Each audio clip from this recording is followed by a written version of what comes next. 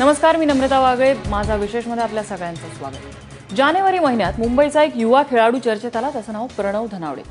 शालेय पातळीवरच्या क्रिकेट सामन्यात त्याने 1009 धावा करत एक नवा विक्रम रचलेला होता आणि त्याचं सगळीकडे कौतुक सुद्धा झालं. प्रणव धनावडे आता पुन्हा एकदा चर्चेत आलेला आहे, पण त्याच्या क्रिकेटमधल्या कामगिरीमुळे नाही, तर सोशल मीडियावरच्या चर्चांमुळे. पश्चिम विभागाच्या अंडर-16 संघाची निवड झाली, ज्यामध्ये सचिन तेंडुलकरचा लेक अर्जुन तेंडुलकर याची निवड झाली. पण प्रणवची निवड झाली नाही आणि सोशल मीडियावरती त्यामुळे अनेक चर्चा रंगू लागल्या. सचिन तेंडुलकरचा चिरंजीव अर्जुनसाठी प्रणवला डावललं जातंय असा आरोप नेटिझन्सनी लावला. पण खरोखरच या आरोपात तथ्य आहे का? अर्जुनसाठी प्रणवला डावललं जातंय का? या दोघांची तुलना होऊ शकते का? हा आजचा चर्चेचा विषय. चर्चेसाठी आपल्यासोबत आहेत प्रणवचे वडील प्रशांत धनावडे. त्याचबरोबर माझ्यासोबत स्टुडिओमध्ये आहेत आमचे क्रीडा प्रतिनिधी विजय साळवी आणि क्रीडा समीक्षक द्वारकानाथ संजगिरी. मला सुरुवातीलाच जायचंय प्रणवच्या वडिलांकडे. प्रशांतजी, हे आरोप जे नेटिझन्सनी केलेले आहेत, सोशल मीडियावरती आरोप केलेले आहेत, तुम्ही या आरोपांशी सहमत आहात का की अर्जुनसाठी प्रणवला डावललं गेलंय?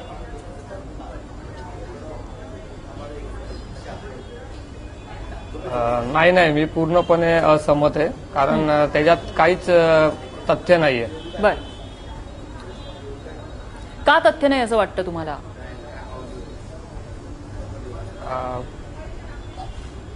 कारण या प्रक्रियेत प्रणव कुठेच, म्हणजे त्याची जी निवड प्रक्रिया हा जो प्रकार आहे त्याच्यामध्ये प्रणव कुठेच बसत नव्हता. बर, कारण पहियाडे ट्रॉफी खेळायला लागते, त्याच्यानंतर मुंबई संघातलं सिलेक्शन, त्यानंतर परत झोनलचं सिलेक्शन म्हणजे पश्चिम विभागीय सिलेक्शन. तर मुंबई खेळलेला नसल्यामुळे प्रणव झोनलसाठी सिलेक्ट झाला नाही. हे सगळं म्हणजे जे क्रिकेट खेळले त्यांना हे सगळं माहिती असणार. त्यामुळे प्रणव या प्रक्रियेत कुठे फिट बसत नव्हता. त्यामुळे प्रणवचं सिलेक्शन झालं नाही हा जो सोशल मीडियामध्ये मेसेज येतोय तो चुकीचा आहे. बर, आपण ही जी प्रक्रिया नेमकी काय, प्रणववर अन्याय झाला हे चुकीचं आहे. बर, ही जी प्रक्रिया नेमकी काय आहे ती आपण विजय साळवींकडनं समजून घ्या. विजय, तथ्य आहे या आरोपात, म्हणजे तुलना होऊ शकते का दोघांची? नम्रता, एक इथे स्पष्ट करायला पाहिजे की सोशल मीडिया जितकं हे आजच्या पिढीसाठी वरदान ठरलंय, तितकंच ते आजच्या पिढीसाठीच नाही तर मागच्या पिढीसाठी आणि पुढच्या पिढीसाठीही सगळ्यात मोठे एक न्यूसन्स ठरलेलं आहे. गेल्या काही दिवसात आपण सातत्यानं बघतोय की सोशल मीडियातनं जितकं मिळतंय त्याच्यापेक्षा जास्त विषय हे वादाला फोडणी देणार आहेत. आणि आता ज्याप्रमाणे प्रणवचे वडील प्रशांत धनावडे यांनी पूर्णतः स्पष्ट केलं की या सगळ्या आरोपांशी जे नेटवर होत आहेत किंबहुना या सोशल मीडियाच्या माध्यमातून पोस्ट केले जात आहेत ते किती चुकीचे आहेत आणि का चुकीचे आहेत ते मला इथे जर विशद करायला तू सांगशील तर सगळ्यात पहिली गोष्ट मी ही स्पष्ट करीन की प्रणव धनावडे आणि अर्जुन तेंडुलकर या दोघांची तुलना होऊ शकत नाही क्रिकेटच्या फॅक्ट्सवर. त्याचं कारण आहे प्रणव धनावडे हा विकेटकीपर बॅट्समन आहे आणि अर्जुन तेंडुलकर हा बॉलिंग ऑलराऊंडर आहे, जो डाव्या हाताने मध्यमगती गोलंदाजी करतो आणि डावखुरी फलंदाजी करतो. जर प्रणव धनावडेला वगळून आणखी कोणाला घ्यायचं असतं तर ते विकेटकीपर बॅट्समन त्या टीम मध्ये आला असता. अर्जुन तेंडुलकर नाही, हा सरळ आणि साधा हिशोब आहे आणि म्हणूनच या मुद्द्यावर दोघांची पहिल्यांदा तुलना होऊ शकत नाही आणि त्याच्या पलीकडे अनेक ज्या प्रक्रिया आहेत त्याचा उल्लेख मला वाटतं आपल्या पुढच्या चर्चेत येईलच. नम्रता, एक साधा प्रश्न मला पडलेला आहे. ही जी संपूर्ण प्रक्रिया आहे यामध्ये अर्जुनचं रेकॉर्ड आणि प्रणवचं रेकॉर्ड, म्हणजे त्यांनी खेळलेले सामने, त्यांची असलेली कामगिरी, ही जर दोन्ही बऱ्यापैकी समान पातळीवर आहे असं जर आपण समजलं तर त्याच्यामध्ये एक विकेटकीपर बॅट्समनला सिलेक्ट केलं जातं जर प्रेफरन्स द्यायची वेळ आली तर बॉलर की बॉलर ऑलराऊंडरला जनरल निवड प्रक्रियेमध्ये. संजगिरी, ह्या दोन वेगवेगळ्या आहेत, म्हणजे प्रत्येकाची भूमिका वेगळी आहे. त्यामुळे जर तुम्हाला जर विकेटकीपर बॅट्समन पाहिजे असेल तर त्याची तुलना विकेटकीपर बॅट्समनशी होऊ शकते, बॉलर ऑलराऊंडरशी होऊ शकत नाही. कारण टीमचं एक विशिष्ट कॉम्बिनेशन असतं आणि त्या कॉम्बिनेशनवर बऱ्याच गोष्टी अवलंबून असतात, कोण कुठे खेळणार किंवा काय करणार. तुम्ही एक बॅट्समन वगळून एक बॉलर घेऊ शकत नाही किंवा एक बॉलर वगळून तुम्ही आणखीन कोण घेऊ शकत नाही. इथे जर विकेटकीपर बॅट्समनची गरज असते जसं आता विजयने सांगितलं तर मग त्याची तुलना त्या माणसाची करता दिसते. अर्जुनला घेतलं असतं पुन्हा एखाद्या ऑलराऊंडरच्या बदली की जो बॅट्समन आहे, जो बॉलर आहे, तर आपण समजू शकलो असतो. पण अशी तुलना काही नाही. धनावडेचा जो रेकॉर्ड आहे आणि त्याच्यामुळे त्याच्याभोवती एक वलय आलेला आहे आणि थोड्याशा हे जे जसं आता विजय म्हणाला त्याप्रमाणे एक साधी गोष्ट आहे की सोशल नेटवर्क मध्ये काही विघ्नसंतोषी लोक असतात, त्यांच्या जातीय आणि वर्गीय भावना एकदम तीव्र असतात आणि त्यांना ते दोघं जण ह्या दोघांना प्यादी म्हणून वापर करतायत. आपली जितके खुमखुमी असते ते खुमखुमी करण्यासाठी प्यादी म्हणून उपयोग करतायत. 16 वर्षाची मुलं आहेत, त्यांच्या मनात सुद्धा जात नसेल, त्यांच्या मनात सुद्धा तेढ नाहीये. दोघेही एकमेकांचे मित्र आहेत. दोघेही मला वाटतं प्रशांत त्यांच्याकडे, धनावडे त्यांच्याकडे गेले, अर्जुनच्या घरी सुद्धा गेलेला आहे. सचिन तेंडुलकरनी त्याला शाबासकी दिलेली आहे. असं असताना कुठेतरी ही तेढ करायची, कुठेतरी इतिहासात जायचं आणि द्रोणाचार्य आणि एकलव्य वगैरे वगैरे जुळवून आणून करायचं, हे विघ्नसंतोषी लोकांचं काम आहे. ह्याच्याकडे दुर्लक्ष करायला पाहिजे असं माझं मत आहे. नक्कीच भारत हा असा देश आहे की ज्यामध्ये क्रिकेट हा धर्म समजला जातो. त्याच्यामुळे अर्जुन तेंडुलकर काय, प्रणव धनावडे काय, किंवा क्रिकेट खेळणारा कोणताही खेळाडू असू दे, त्याची जात धर्म हा क्रिकेट असतो. त्याच्यामुळे नेटिझन्सनी एक गोष्ट लक्षात घेतली पाहिजे की यांच्याशी कृपया कुठचीही जात जोडू नका. विजय, यामध्ये आणखीन एक गोष्ट अशी आहे की चर्चा अशी केली जाते की 1009 धावा प्रणवनी केलेल्या होत्या, मग तरी त्याचं सिलेक्शन का होत नाहीये जर एवढी चांगली कामगिरी त्याने केली नाही? नम्रता, पहिल्यांदा आपल्याला लक्षात घ्यायला पाहिजे की प्रणवने, अनेकांना प्रणवच्या विक्रमाबद्दल किंवा प्रणवच्या त्या खेळीबद्दल आक्षेप असतील, पण एक गोष्ट इथे आपल्याला स्पष्ट आहे की प्रणव हा या जगातला पहिला फलंदाज आहे ज्यानं 1009 धावांची खेळी केली, किंबहुना 1000 धावांची वेस ओलांडली. त्यामुळे प्रशांत धनावडेंना एक वडील म्हणून त्याचा जितका अभिमान ना, तितकाच अभिमान बाकीच्या क्रिकेट चाहत्यांनाही आहे. त्याच्याबद्दल आदर आहे प्रणव बद्दल. पण त्याच्या पलीकडे जाऊन जर आपण पाहिलं तर प्रणव धनावडेने ही जी खेळी केली ती तारीख होती नम्रता 4 आणि 5 जानेवारी 2016. पश्चिम विभागाची निवड प्रक्रिया जी मुंबईच्या स्थानिक क्रिकेट पासून सुरू झाली ती साधारण मे जून पासूनच सुरू होते आणि किंबहुना त्याच्या आधीपासूनच सुरू झाली असं म्हटलं तर वावगं ठरणार नाही. प्रणवची ती पहिली खेळी होती ज्याने तो प्रकाश झोतात आला. याच्या आधी प्रणवकडनं एवढी मोठी कामगिरी झाली नव्हती, त्यामुळे तो चर्चेतही नव्हता. पण अर्जुन तेंडुलकर हा अंडर 14 वयोगटापासून मुंबईसाठी खेळतोय, त्यामुळे अर्जुन तेंडुलकरवर लक्ष होतं. याच अर्जुन तेंडुलकरनं अंडर 16 मुंबईची जी निवड चाचणी, ज्याचा उल्लेख प्रशांत धनावडेनेही केला, पयाडे ट्रॉफीसाठी ही निवड चाचणी खेळवली जाते. त्याच्यात एका सामन्यात त्यानं शतक ठोकलं, दुसऱ्या सामन्यात 4 विकेट्स काढले आणि याच कामगिरीच्या निकषावर त्याची मुंबईच्या संघात निवड झाली. हा मुंबईचा संघ विजय मर्चंट ट्रॉफीत खेळला, जी रणजी ट्रॉफी सारखी विविध राज्यांमध्ये खेळवली जाते. आणि त्याच्यात पश्चिम विभागाचे 5 संघ असतात, मुंबई, महाराष्ट्र, बडोदा, गुजरात आणि सौराष्ट्र. त्यामुळे विजय मर्चंट ट्रॉफी नंतर जेव्हा पश्चिम विभागाचा संघ निवडायची वेळ आली तेव्हा या 5ही राज्यांच्या मधल्या मुख्य सिलेक्टर्सने मिळून मुंबई, महाराष्ट्र, बडोदा, सौराष्ट्र आणि गुजरात या संघांमधून खेळलेल्या खेळाडूंचा विचार केला आणि त्याच्यामधूनच मुंबईच्या संघातला अर्जुन हा पश्चिम विभागाच्या अंडर 16 संघात आला, एक बॉलिंग ऑलराऊंडर म्हणून. नम्रता, पण प्रणवचा मात्र तिथे विचार होऊ शकला नाही, कारण तो कुठेही या स्थानिक क्रिकेटमध्ये पयाडे ट्रॉफीत असेल किंवा त्यानंतर मुंबईकडून विजय मर्चंट ट्रॉफी असेल त्यात खेळला नव्हता. हे प्रणवचं दुर्दैवच आहे. प्रशांतजींना माझा एक प्रश्न आहे. प्रशांतजी, आता सोशल मीडियावरती या चर्चा होत आहेत, अनेक लोकांची तुम्हाला विचारणा होत असेल, या सगळ्या गोष्टींचा मानसिक काय परिणाम होतोय तुमच्यावर, तुमच्या कुटुंबियांवरती?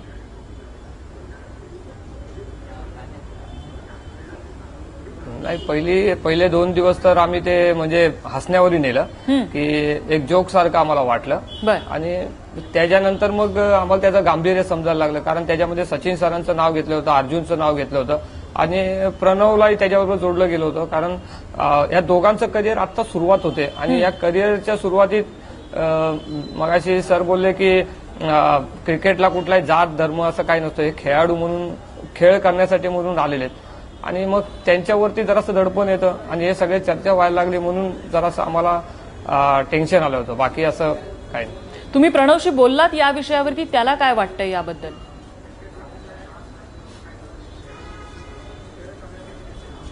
खरं सांगायचं तर प्रणवचं या सगळ्या गोष्टींकडे लक्षच नसतं, म्हणजे त्याला या गोष्टीचं कुठलं टेन्शन नव्हतं. तो फक्त प्रॅक्टिस आणि याच गोष्टी बघत असतो. कारण 1009 झाले हे तो तेव्हाच विसरून गेलेला आणि तो त्याच्या प्रॅक्टिसला परत लागलेला आणि आताही त्याच्या हे काही म्हणजे त्याच्या ध्यानीमनी नसतं की आपल्याबद्दल हे काय चाललंय आणि काय आहे ते. विजय, खरं तर एक उत्तम खेळाडूचं लक्षण म्हणायला हवं. नक्कीच, कारण प्रत्येक खेळाडूनं लक्ष कुठे ठेवलं पाहिजे की त्याच्या समोर जे उद्दिष्ट आहे त्याच्यावरती लक्ष ठेवलं पाहिजे. आणि मला वाटतं प्रशांत धनावडे यांच्यासारखा एक चांगल्या वृत्तीचा आणि समोर काय घडतंय, नाहीतर आजचे पालक या प्रत्येकाला आजचा मुलगा अतिशय घाईघाईनं वरच्या दर्जाचं क्रिकेट खेळलेला हवाय. पण प्रशांत धनावडे यांच्यासारखी समजूतदार व्यक्ती आहे ज्यांनी खास करून प्रणवचं जेव्हा असं चर्चेत नाव यायला लागलं, अशा पद्धतीने नाव यायला लागलं, तेव्हा त्याचं गांभीर्य त्यांना कळलं. त्यांनी प्रणवशी बातचीत केली, किंबहुना अनेक मंडळींची या विषयावर त्यांनी बातचीत केली असेल आणि त्यांनी त्या दृष्टीनं आपल्या घरात या सगळ्या चर्चेचा, या सगळ्या वादाचा परिणाम होणार नाही याचा कुटुंब प्रमुख म्हणून नक्कीच त्यांनी लक्ष दिलंय. आणि तितकाच समजूतदार त्यांचा लेख आहे, ज्यानं या सगळ्या गोष्टींकडे दुर्लक्ष ठेवून आपल्या उद्दिष्टावरती लक्ष केंद्रित केलंय. मला वाटतं हेच आहे की याच्यामधून त्याचं भविष्य उज्ज्वल असेल हे आपल्याला दिसतंय नम्रता. नक्कीच. संजगिरी, एक साहजिक प्रश्न यावेळेला मनात येतो की क्रीडा क्षेत्र हे असं क्षेत्र आहे ज्यामध्ये रेकॉर्ड्स रचले जातात, खेळाडूंचा परफॉर्मन्स असतो, अनेक खेळाडू यामध्ये व्यावसायिक खेळाडू असतात. मात्र सोशल मीडियावरती आजकाल यामधल्या खेळापेक्षा इतर बाबींची सुद्धा चर्चा इतर बाबींची चर्चा जास्त व्हायला लागली. म्हणजे अगदी विराट कोहली आणि अनुष्काचं प्रकरण आपण बघितलं तर त्या दोघं एकत्र असताना सुद्धा चर्चा झाली होती. नंतर ब्रेकअपची चर्चा झडली, त्यानंतर विराटला अनुष्का कशी नेगेटिव्ह एनर्जी होती याबद्दलच्या चर्चा झडल्या. आणि आता हे प्रणवचं उदाहरण सुद्धा त्यातलंच आहे. अर्जुनचं नाव सुद्धा त्यामध्ये गोवलं जात आहे. सोशल मीडिया आणि क्रीडा क्षेत्र हे कुठेतरी चुकतंय असं वाटतं? कुठले क्रीडा क्षेत्र किंवा सोशल मीडियातल्या किंवा कुठल्याही मीडियातल्या लोकांना जास्त चर्चा ही अशाच प्रकारच्या गोष्टीची आवडते. त्याला खमंग काहीतरी पाहिजे असते, एखादा काहीतरी विक्रम झाला खूप मोठा तर गोष्ट वेगळी, पण सामान्यपणे चांगली गोष्ट घडत असेल तर त्याचा कुठेही टेलिव्हिजनवर किंवा दाखवलं जात नाही. पण जर दुसरं काहीतरी घडत असेल, भांडण होत असेल किंवा कुठेतरी रोमांस असेल किंवा आणखीन काहीतरी असेल, त्यात बातमी असेल तरच ते दाखवलं जातं. आज मगाशी आपण जसं अर्जुन याचा विचार करत होतो तसं मला आणखीन एक चटकन आठवलं की जेव्हा सचिन आणि विनोद खेळत होते त्यावेळेला सोशल मीडिया नव्हता, पण जेव्हा विनोद थोडा मागे पडला तेव्हा अनेकांनी अशी चर्चा केली की सचिन पुढे का गेला, कारण तो उच्चवर्णीय होता, अमुक होता, तमुक होता. विनोदच्या बाबतीत तो त्याला त्याच्या रंगामुळे, त्याच्या अमक्यामुळे तमक्यामुळे असं तो मागे पडला. असं कसं नसतं. क्रिकेटमध्ये मी तरी माझ्या गेले 30-40 वर्ष मी क्रिकेट पाहतोय, त्या क्रिकेटमध्ये जाती धर्म ह्याच्यावरून कुणी डावलला गेला असेल, त्याच्यावर अन्याय झाला असं मला वाटत नाही. किंबहुना सगळ्यात क्रिकेट हा सगळ्यात जास्त कॉस्मोपॉलिटियन धर्म असं म्हणायला काही हरकत नाही. जी त्या भारताचा कर्णधार जो झाला तो दलितही होता, तो ब्राह्मणही होता, तो शीखही होता, तो मुसलमानही होता, तो ख्रिश्चनही होता. प्रत्येक जातीतल्या धर्मातला माणूस झालेला आहे आणि त्याला कुठेही जात धर्म कुठेही आड आलेलं नाही संघाच्या निवडीच्या वेळेला. त्यामुळे ह्या सगळ्या गोष्टी ही विघ्नसंतोषी मंडळी जी आहेत त्यांच्या स्वतःमध्ये जाती जाणूयात त्या अत्यंत तीव्र आहेत आणि ते आपला कंडू शमवायचा असतो तो ह्या मुलांच्या द्वारे करतायत. ही अत्यंत वाईट घातक गोष्ट आहे. लहान मुलांना तरी जात शिकवू नका तुम्ही आणि किंवा वर्ग कुठल्या वर्गातून आले शिकवू नका असं मला वाटतं. ह्या वयापासून जर तुम्ही त्याला सोशल मीडियामध्ये शिकवायला ना त्याचा परिणाम पुढच्या पिढीवर होईल. आणि एक मला पटकन तुला सांगायचं आहे की उद्या समजा एखादा मागास समाजातला एखादा खेळाडू असेल आणि तो अपयशी ठरला किंवा त्याच्यावर अन्याय झाला, त्याला असं वाटायला लागलं की हा अन्याय झाला कारण मी मागास आहे, माझा परफॉर्मन्स होत नाही असं त्याला वाटणार नाही. आणि ही अत्यंत घातक गोष्ट आहे. म्हणजे कुठल्याही चांगला त्याला अशी एक स्फूर्ती करता मिळायला पाहिजे की मी परफॉर्मन्स करीन जरी माझ्यावर अन्याय झाला तरी आणि मी परत येईन. तसाच दबाव हा अर्जुनवर पण येऊ शकतो कारण तो एका मोठ्या बापाचा मुलगा आहे आणि अर्जुनवर तर वेगळं दडपण असेल कारण त्याच्या भोवती नाव आहे तेंडुलकर आणि तेंडुलकर नावाचं वजन घेऊन खेळणे किती कठीण गोष्ट आहे त्याचीच त्याला माहिती असेल. कारण प्रत्येक जण त्याची तुलना सचिन बरोबर करणार. त्यामुळे या दोन मुलांना प्यादा घेऊन त्यांच्याशी प्लीज त्यांच्या जीवाशी आणि करिअरशी आणि अशीच लेगसी ज्या ज्युनियर खेळाडूंच्या नावासोबत असते त्याचंच एक उदाहरण द्यायचं झालं तर मला वाटतं डॉन ब्रॅडमन यांचा मुलगा आहे त्याचं बेस्ट उदाहरण असेल. मुलगाचं उदाहरण त्यांनी तर आपलं आडनाव बदललं. म्हणजे इतकं दबाव होता, इतकं प्रेशर होतं आणि नंतर डॉन ब्रॅडमन आणि मुलाचे संबंधही चांगले राहिले नाहीत. मी आत्ताच डॉन ब्रॅडमनचं घर बघायला गेलो होतो तेव्हा त्यांनी त्या मुलालाही तिकडे दिलेलं दिसत नाहीये कारण ते मला वाटतं पब्लिक प्रॉपर्टी झाली. हे सगळ्यांच्या बाबतीत सुनील गावस्करच्या मुलाच्या बाबतीतही घडलं की सुनील गावस्करच्या मुलाची तुलना सुनील गावस्करशी होत राहिली आणि त्याचा परिणाम कुठेतरी होतो. आणि दुसरा एक परिणाम ह्याच्यामध्ये असा होतो की सुनील गावस्कर आणि इतर खेळाडू किंवा सचिन तेंडुलकर आणि इतर खेळाडू यांचं कुठेतरी त्यावेळेला काहीतरी फ्रिक्शन झालेली असतात, कुठेतरी प्रॉब्लेम झालेले असतात, त्याचं उट्ट सुद्धा या मुलांवर काढलं जातं. अशा गोष्टी घडलेल्या आहेत की सुनील गावस्करचा मुलगा आहे आणि सुनील गावस्करने एखाद्या क्रिकेटपटूवर अन्याय केलाय म्हणून एका क्रिकेटपटूने सिलेक्शन कमिटीत होता आणि चाणक्यासारखी आपली शेंडीला गाठ मारली आणि सांगितलं की सुनीलच्या मुलाला मी पाणी आणायला लावीन आणि त्याला 12th मन ठेवून पाणी आणायला लावलं. अशा सुद्धा गोष्टी आपल्या देशात घडत असतात आणि त्याचं पण त्याची कारणं वेगळी असतात. पण जाती आणि वर्गीय जाणीवांवर काय घडलंय असं मला कधीच वाटत नाही. पण विजय, इथे अशा प्रकारचं राजकारण घडलेलं असू शकतं या ठिकाणी प्रणवच्या बाबतीत? मला असं वाटत नाही नम्रता की कुठल्याही पद्धतीचं राजकारण इथे घडलं, कारण इथे फॅक्ट्स आपल्या समोर आहेत की प्रणवने 4-5 जानेवारी 2016 या 2 दिवसामध्ये त्याच्या कारकिर्दीतली त्याला नाव मिळवून देणारी एक सर्वोच्च, मग ती खेळी जगाच्या व्यासपीठावर देखील सर्वोच्च होती, कारण जगातला तो पहिला फलंदाज होता ज्याने 1000 धावांचा टप्पा ओलांडला. आणि अशा परिस्थितीत त्याचं जे सगळं धावांचं जे गणित होतं ते त्या निवड प्रक्रियेच्या ज्या तारखा होत्या त्याच्यामध्ये कुठे नव्हतं. त्यामुळे प्रणवचा जो दावा नेटिझन्स कडनं केला जातोय तो कुठेतरी मागे राहतो. दुसरी आपल्याला गोष्ट एक बघायला पाहिजे की प्रणवनं जरी 1000 धावांचा टप्पा ओलांडलेला असला, तसा तो पहिला फलंदाज असला, तरी त्यानं ज्या मैदानात किंवा ज्या पातळीवर त्या धावा केल्या त्या देखील एक वेगळ्या पातळीचा आहे. ठाणे जिल्ह्यातली एक आंतरशालेय स्पर्धा होतीची, त्यामुळे देखील त्याचा विशेष असा उल्लेख करून किंवा त्याची विशेष अशी दखल घेऊन त्याची निवड अजूनही कुठल्या संघात झालेली नाही. इथे आपल्याला थेट राजकारण जरी म्हणता येणार नसलं तरी एक गोष्ट होऊ शकली असती की अर्जुन तेंडुलकर असेल किंवा उद्या विजय साळवी असेल किंवा द्वारकानाथ संजगिरी असेल, यांची जेव्हा वैयक्तिक निवड कुठल्या पातळीवर एखाद्या संघात किंवा जर झाली तर त्याच्याबद्दल आक्षेप होऊ शकतो. पण अर्जुन तेंडुलकर आणि प्रणव या दोघांचं वैयक्तिक अस्तित्व किंवा त्यांच्या फॅमिलीचं वैयक्तिक अस्तित्व लक्षात घेऊन जर त्यांची तुलना होत असेल आणि ती अतिशय वाईट पद्धतीनं इंटरनेटच्या माध्यमातून जर ती पोस्ट जगभर जात असतील तर ते खरोखरच संजगिरी म्हणतात त्याप्रमाणे अतिशय घातक वळण आहे भारतीय क्रिकेटला. नक्कीच. या ठिकाणी आपण एक छोटासा ब्रेक घेणार आहोत. ब्रेक नंतर आपली चर्चा सुरू राहील की शंका ही मनामध्ये नेटिझन्सच्या नेमकी काय आलेली आहे आणि सोशल मीडिया ह्या अशा प्रकारच्या तरुण खेळाडूंबद्दल जेव्हा ही अशी चर्चा करतो त्यावेळेला त्यांच्यावरती नेमका काय परिणाम होत असतो. एक छोटासा ब्रेक, लगेचच परत येतोय.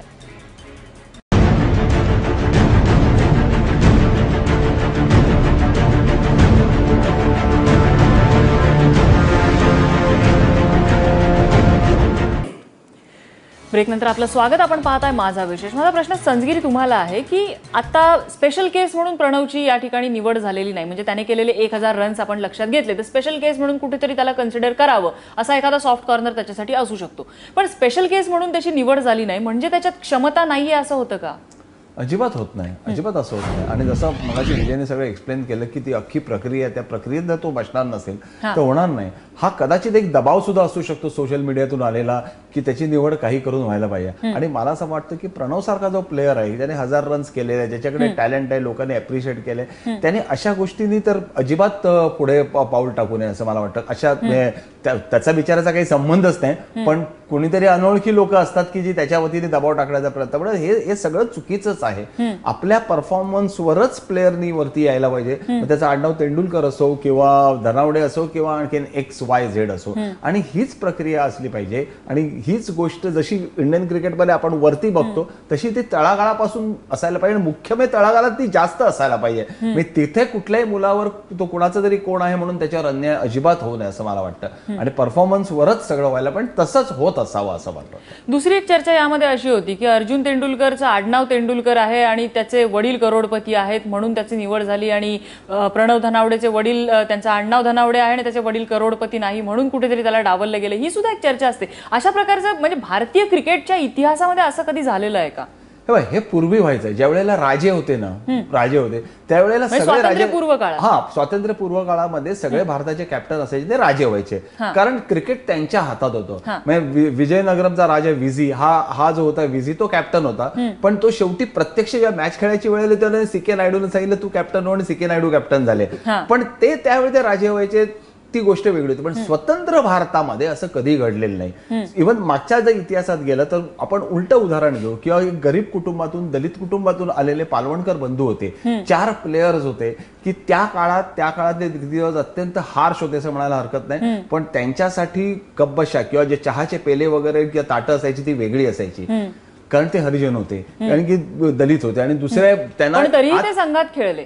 पण तरी सुद्धा त्यांच्यावर कोणी अन्याय केला नाहीये. म्हणजे ते खेळले एवढेच नाही तर पालवणकर जे त्याचे थोरले बंधू जे होते, पी बाळू जे म्हणतात, पी बाळू आणि P Vitthal, P Balu was a star player. म्हणजे त्या काळचा सुपर हिरो म्हणायला काही हरकत नाहीये. अशा याचा क्लासचा बॅट्समन होता. आणि इतका की डॉक्टर बाबासाहेब आंबेडकरांनी स्वतः म्हटलेले की पी बाळू त्यांचे आयडॉल होते, म्हणजे असं डॉक्टर बाबासाहेब आंबेडकर म्हणतात. पण ही जी गोष्ट होती त्यांच्यावर कधी अन्याय झाला नाही. ते इंग्लंडला कॅप्टन म्हणून गेले, प्लेयर म्हणून गेले. त्यांना योग्य तो जो न्याय आहे त्यांच्या टॅलेंटला तो त्यांना मिळत गेला. ह्या ज्या सोशल बाकीच्या जे त्यांच्यावर काय म्हणता येईल त्याला ऑस्ट्रिसायझेशन होतं की बाबा त्या काळाप्रमाणे, आणि जे अत्यंत चुकीचं होतं, त्यामुळे वेगळे दरवाजे किंवा वेगळे कब्बाशा वगैरे हा प्रकार होता. ते अत्यंत हीन दर्जाचं होतं, याच्यात काही वादच नाही. पण हे सगळं बदललं, त्या काळातही बदललं, स्वातंत्र्यानंतर बदललं. आणि स्वातंत्र्यानंतर असं कधी झालेलं नाही. टायगर पतौडी हा राजपुत्र होता, तो कॅप्टन झाला, पण त्याच्याकडे तितकंच टॅलेंट होतं म्हणून तो कॅप्टन झाला. म्हणजे त्याला आपला काही उगाच आणून बसवला तो राजपुत्र आहे म्हणून असून त्यांनी परफॉर्मन्स दिला. त्याने इंडियन क्रिकेटमध्ये पूर्ण बदल केला. इंडियन क्रिकेट जास्त आक्रमक केलं. त्याच्या इथे आपण जिंकायला लागलो. या सगळ्या गोष्टींचा आपण विचार करायला पाहिजे. पण कुणीतरी एक मोठं आडनाव आहे किंवा कुणीतरी एक अत्यंत श्रीमंत माणूस आहे असं म्हणून स्वतंत्र भारतात कोणाला कॅप्टन केलं गेलं नाही. तसं म्हणायला बघितलं तर सचिन सुद्धा एक मध्यमवर्गीय कुटुंबातलाच होता. त्याला कधी डावललं गेलं नाही, तो केवळ मध्यमवर्गीय आहे म्हणून. त्याला कायम त्याच्या परफॉर्मन्सवरतीच सिलेक्ट केलं गेलं. तंजिरी प्रश्नच नाही, म्हणजे तसंच असायला पाहिजे. म्हणजे सचिन ज्या वेळेला आला ते सचिनचं कसं होतं की तो 14व्या वर्षापासूनच तो जो जेव्हा येत होता त्यावेळेलाच तो हा मोठा होणार, त्याची पावलं इतकी लवकर दिसली पाळण्यातली की तो पाळण्यातून कधी बाहेर आला हेच कळलं नाही. आणि त्याच्यानंतर प्रत्येक पाऊल त्याचं वामनाचं होत गेलं. आणि त्यामुळे त्याचा आडनाव नाव तो कुठून आला हा कधी प्रश्नच त्याच्या बाबतीत आला नाही. किंवा विनोद कांबळी त्याच्याबरोबर आला, पण विनोद कांबळी थोडाफार मागे पडला. त्याला काही इतर कारणं होती. त्याला बाकी असं कुठलंही कारण होतं असं मला कधीही वाटत नाही. ज्यांच्याकडे टॅलेंट होतं, मग तो कुठल्याही जातीचा असो, कुठल्याही धर्माचा असो, त्याला भारतीय क्रिकेटनी वाव दिलेला आहे आणि त्याला संधी दिलेली आहे. त्याला संधी कधीही नाकारलेली नाही आहे. प्रांतीय वादविवाद असायचे, कोणाचे एकमेकांचे राग खुन्नस असायचे, त्यामुळे ड्रॉप केलेले काही लोक असतील. प्रांतीय राजकारण असायचं की बाबा वेस्ट झोन मधले 5 असावेत, नॉर्थ मधले 3 असावेत, ही सगळ्या भानगडी असायच्या. पण जात धर्म ह्यावर कोण डावललं गेलंय असं मला तरी उदाहरण सापडत नाही. विजय, आत्ताची जर परिस्थिती बघितली तर अर्जुन तेंडुलकर त्याचा परफॉर्मन्स आणि प्रणव धनावडे त्याचा परफॉर्मन्स, या दोघांचं भविष्य कसं वाटतं? नम्रता, दोघही आता अंडर-16 क्रिकेट खेळत आहेत. मी म्हटलं त्याप्रमाणे वैयक्तिक निवड जी आहे अंडर-16 पश्चिम विभागाच्या संघात, त्यात अजूनही अर्जुन असेल किंवा अन्य कोणीही खेळाडू असेल त्याच्याविषयी प्रश्नचिन्ह उभं राहू शकतं. पण अर्जुन आणि प्रणव या दोघांनाही जर आपण वेगवेगळी एंटिटी, वेगवेगळी व्यक्तिमत्व, वैयक्तिक खेळाडू म्हणून जर पाहिलं तर नक्कीच त्यांच्या क्रिकेटच्या दृष्टीनं आता त्यांच्या उज्ज्वल भवितव्याची सुरुवात आहे. याचं मुख्य कारण दोघंही याच वर्षी अंडर-16 या क्रिकेट वयोगटाची जी मर्यादा आहे ती पार करतायत. आणि आत्ता खऱ्या अर्थानं दोघांचं एक क्रिकेट टेस्ट होणार आहे जेव्हा ते अंडर-19 या एज ग्रुपमध्ये या वयोगटात खेळणार आहेत. अर्जुन सचिन तेंडुलकरचा मुलगा म्हणून जरी सपोज तुम्ही आता इथपर्यंत त्याला कोणी धकडलंय, पण याच्या पुढच्या काळात तसं होणार नाही. अर्जुनला खऱ्या अर्थानं आपला परफॉर्मन्स याच्या पुढच्या काळात सिद्ध करावा लागेल. आणि तेच प्रणव धनावडेच्या बाबतीत आहे. जे प्रशांत धनावडेंनी सांगितलं 1009 धावांचा जो विक्रम आहे तो त्याच दिवशी विसरला आणि पुढे त्यांनी सुरू केलेला आहे. आता या पुढच्या काळात अंडर-19 मध्ये त्याला सगळंच मागचं क्रिकेट विसरायला लागणार आहे आणि नव्याने अंडर-19 क्रिकेटचा स्टान्स घ्यावा लागणार आहे. कारण आजच्या जमान्यात अंडर-19 क्रिकेट हे सिनियर क्रिकेट खेळण्याची पहिली पायरी समजायला लागलाय. कारण अंडर-19 वर्ल्ड कप गाजवलात ना तुम्ही की तुम्ही थेट राष्ट्रीय क्रिकेट सिनियर क्रिकेटच्या स्पर्धेत येऊन पोहोचता. प्रशांत धनावडे, प्रणव आता 15-16 वर्षांचा आहे, त्याच्यामुळे त्याची मॅच्युरिटी किंवा एखादी गोष्ट समजून घ्यायची त्याचं हे वय आता एक ट्रान्सफॉर्म, जसं आता विजयनी सांगितलं की ते एक ट्रान्सफॉर्मेशनचं वय आहे त्याचं. अशा वेळेत त्याला त्याच्या जबाबदारीची किंवा त्याला बाकीच्या कोणत्याही गोष्टी ज्या त्याच्या खेळावर परिणाम करू शकतात अशा गोष्टींकडे दुर्लक्ष करायचं तुम्ही कसं शिकवता?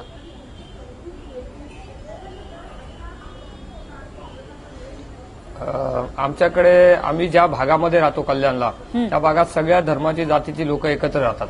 त्यामुळे आमच्याकडे हा प्रकार कधीच नव्हता की हा कुठल्या जातीचा हे बघणं किंवा त्याच्यावर उठणं बसणं, हा प्रकार कधी आमच्याकडे भेदभाव केला नाही. कारण आमचा भागच तसा, आम्ही चॉल सिस्टीम मध्ये राहतो, त्यामुळे तिथे हे सगळं आम्ही मानत नाही आणि आमच्याकडे पाळलंही जात नाही. त्यामुळे तो प्रकार आमच्या मुलांमध्ये नाहीच आहे. आणि दुसरं असं आहे की त्यांच्यावरती दबाव हा आता या जरासं टेन्शन त्यांना आलं की कारण त्याचं आणि अर्जुनचं स्वतःचं रिलेशन खूप चांगलं आहे. त्या रिलेशनमुळे त्याच्यात काय फरक पडतो का काय असं त्यांना वाटायला लागलं. बाकी असं काही नाही. मग त्यात तुम्ही त्याला काय सांगितलं? त्याने या संदर्भात अर्जुनशी कधी चर्चा केली का? अर्जुनशी तो कधी बोलला या संदर्भात?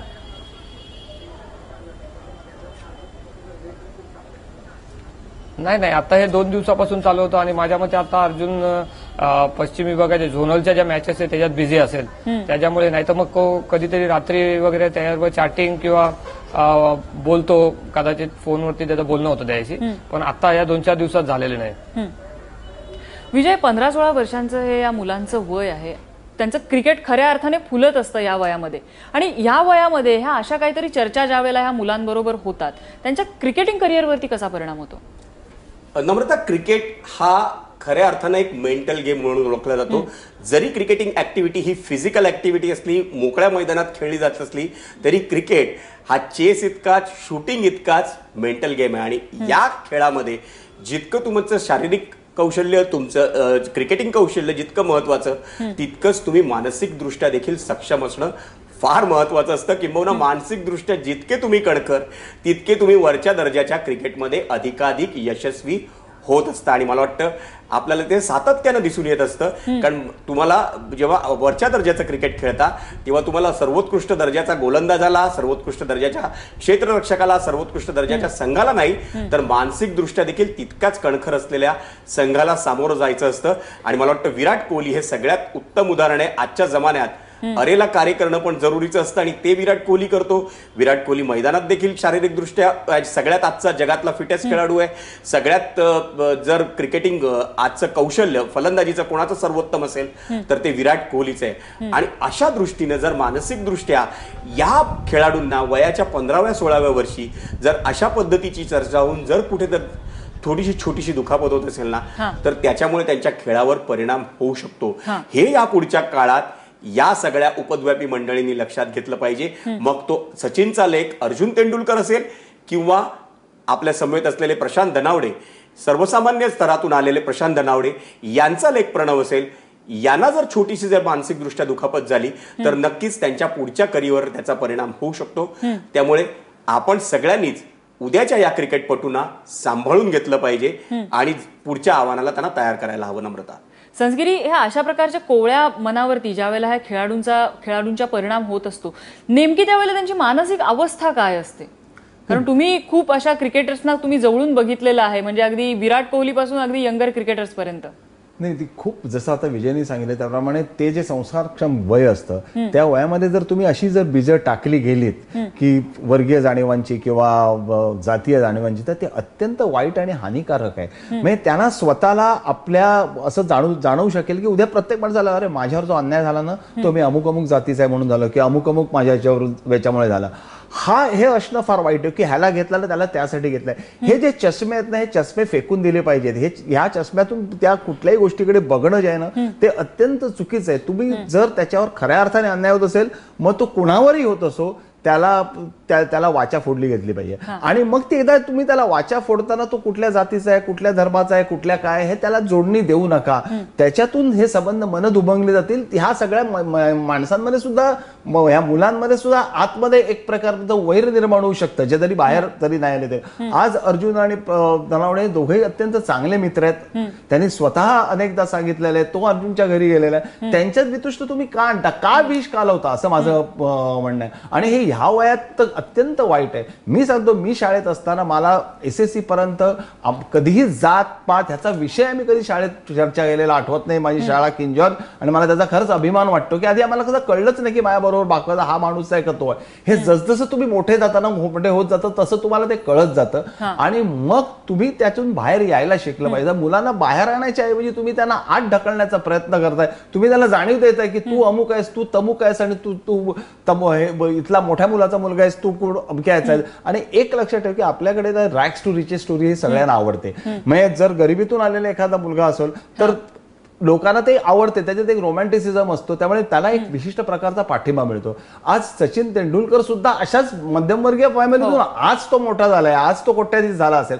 पण शेवटी तो जेव्हा आला तेव्हा मध्यमवर्गीयच होता. त्याचे आई वडील कोण होते? तर वडील प्राध्यापक होते आणि आई एका इन्शुरन्स कंपनीमध्ये नोकरीला होती. पण तोही सामान्य ह्याच्यातून आलेला आहे, सामान्य ह्याच्यातून मोठा होऊ शकतो हे तुम्ही लोकांसमोर दाखवायच्या ऐवजी त्याच्या मुलाला संधी मिळते ह्या प्रकारचं जे एक वितुष्ट दोघांमध्ये आणण्याचा प्रयत्न करतात आणि एक द्वेषमूलक जी गोष्ट दाखवतात ना, ही चुकीची आणि अशा धोकादायक आहे. परिस्थितीत प्रणव हा विकेट कीपर आहे, विकेट कीपर आणि बॅट्समन आहे. तो दोन्ही गोष्टींसाठी खूप योग्य तंत्र आणि कॉन्सन्ट्रेशन लागतं. तुम्ही त्याला काय सांगाल अगदी थोडक्यात? माझं असं म्हणणं आहे की ह्या अजिबात ह्या कुठल्याही गोष्टीकडे लक्ष देऊ नको. तुझी बॅट वाजली पाहिजे जशी 1000 धावांनी वाजली.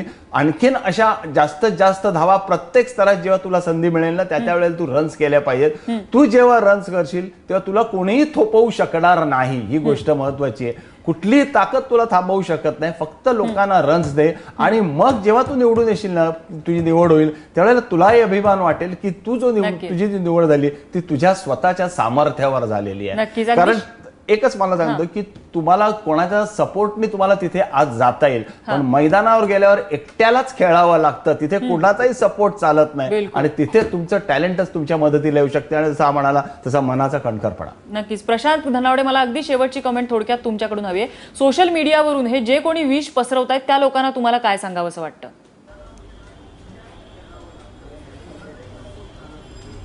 मला सगळ्यात पहिले असं सांगायला लागेल की आपल्या कार्यक्रमाचं जे टायटल आहे ते बदलायला लागेल. अर्जुनचा प्रणव हा बळी आहे की सोशल मीडियाचा प्रणव हा बळी आहे.